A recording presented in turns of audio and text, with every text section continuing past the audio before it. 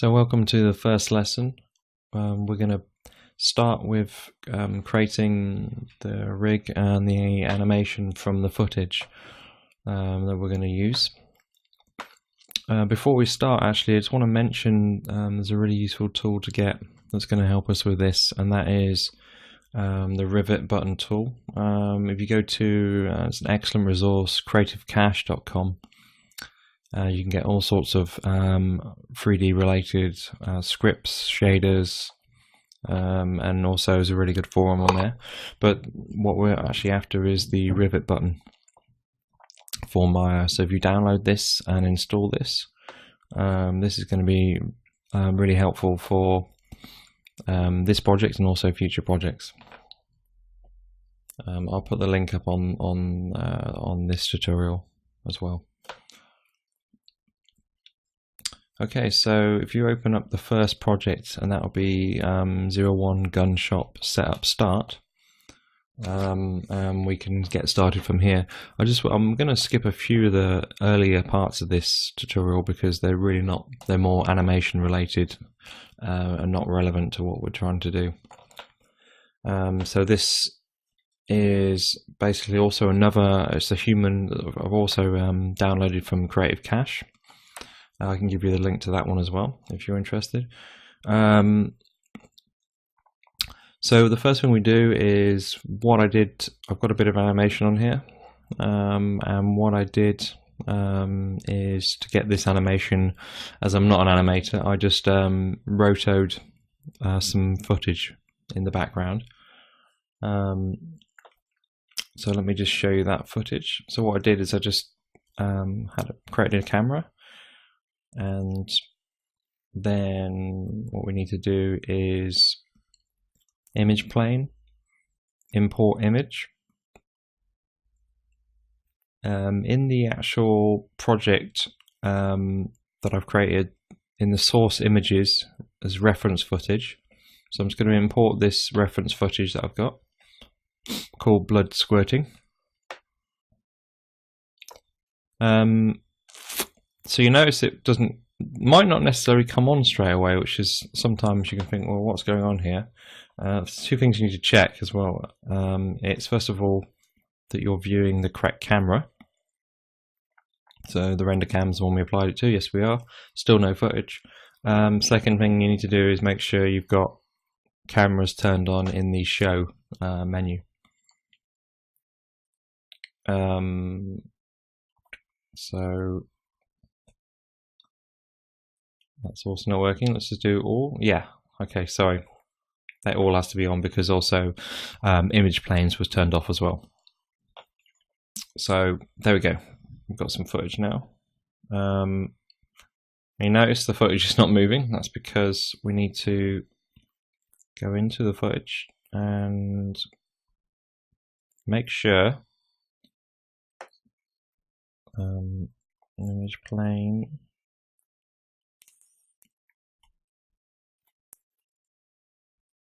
We just need to use image sequence needs to be turned on.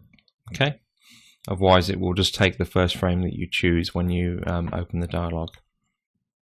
So now you can see that I've just basically taken some footage off the internet and just used it as a rough guide because it was a similar kind of a shot of, that we were after, which is like a gunshot effect.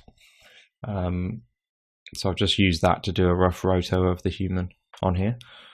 To do the rotor as well, actually, just something that's quite useful is X-ray. You can really sort of see kind of through the object, and it enables you to sort of do, you know, rough match. And obviously, I've not matched this totally. I've just used it as a guide, really, to sort of for what's going on.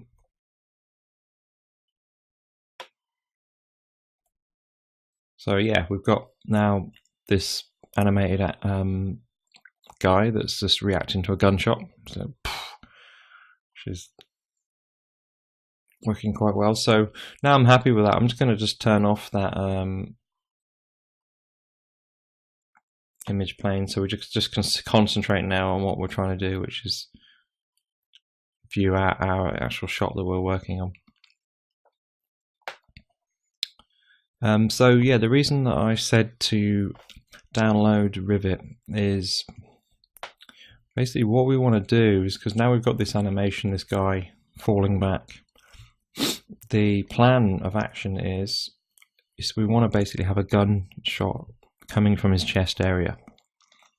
And what we're going to need to do is we're going to need to have some geometry on this point here that we can then emit some fluid from in RealFlow. But we also want this maybe to move with the actual guy as well. So we want the actual collision geometry to move with the guy's chest. So what we actually need to do is we need to use Rivet to set a locator up so that we can stick that geometry to his chest. So Rivet's kind of simple. I'm just going to turn on show wireframe unshaded. So you just, I think in Rivet you just need to choose two edges. I'm going to just choose two edges in the middle of his chest. So if we go to, we find the actual geometry of the human. Sorry about that. We sort of go down.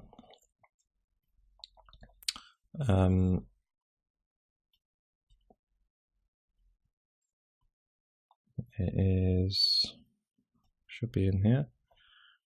Okay, it'll be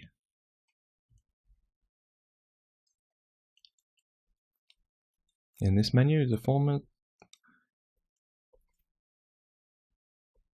Okay, it's in here. Right, so we can basically, we want to select edges.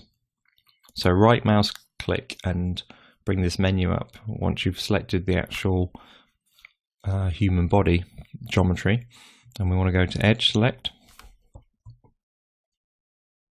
and then we want to, I'm going to turn off X-ray because it's getting very complicated. That's much easier to see now. I'm just going to select,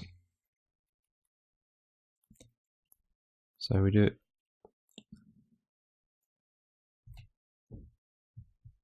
edge select,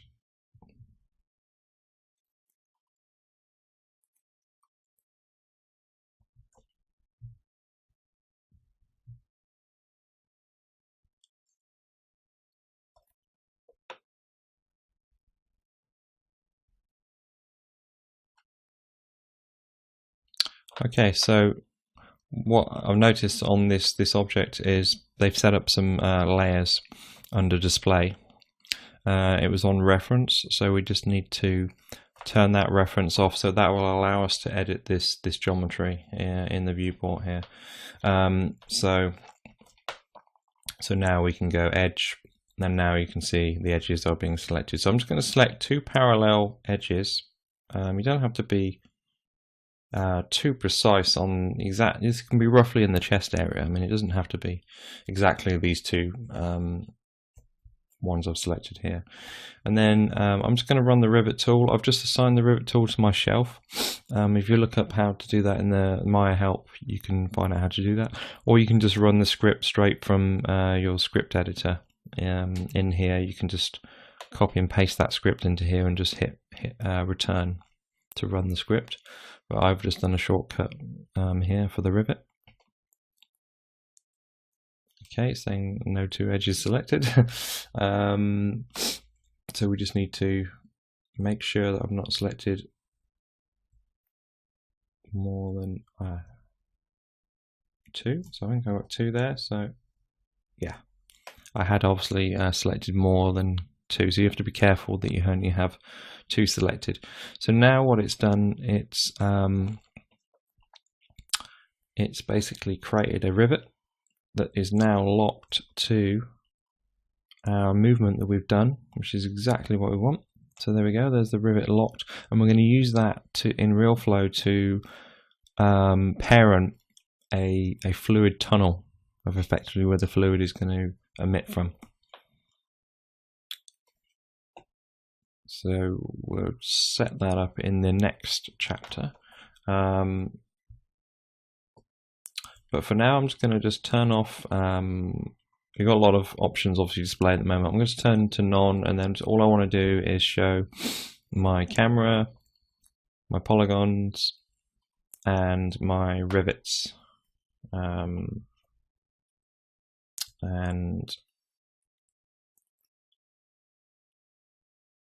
locators.